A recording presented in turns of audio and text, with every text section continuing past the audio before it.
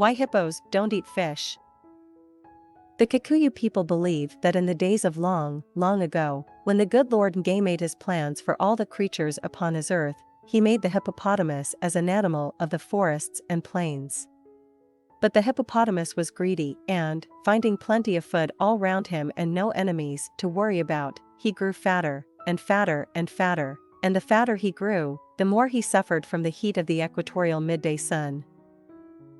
Day after day, when he waddled down to the river for his drink, he gazed with envy at the little fishes that swam in the pool which was cooled by the melted snows from faraway Mount Kenya.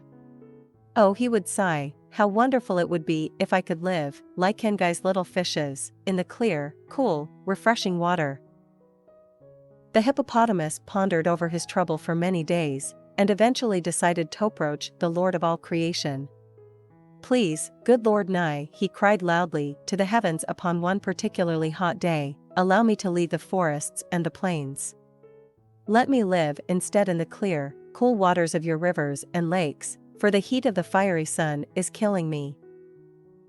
No, replied Lord Nai, for my little fishes are very dear to me, and if you were to live in the rivers and lakes, you might try a change of your eating habits, and begin to eat those little fishes.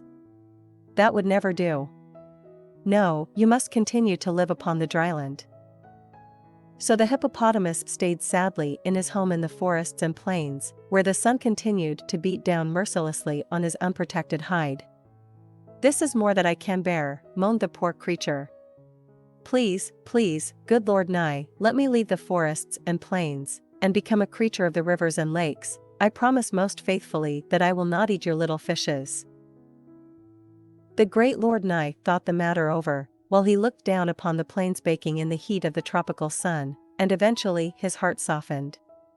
Very well, he agreed, I will allow you to live in my rivers and lakes, but how will you prove to Medhat you are not eating my little fishes? I will lie in the cool of the water by day, and at night time I will browse along the banks off the rivers, and in the vlays, replied the hippopotamus. I promise that I will not eat your little fishes. But that will not be proof to me that you are keeping your promise, pointed out the great Lord Nai.